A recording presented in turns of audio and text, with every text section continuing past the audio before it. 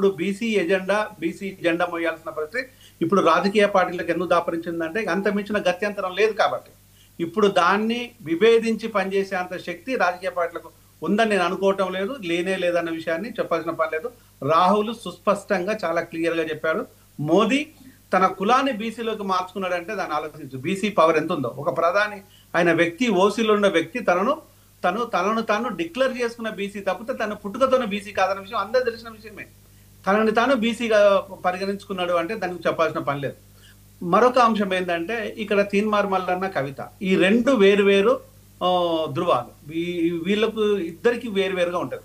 నాకు తీన్మార్ మల్లన్న మిత్రుడు కాదు, శత్రువు కాదు.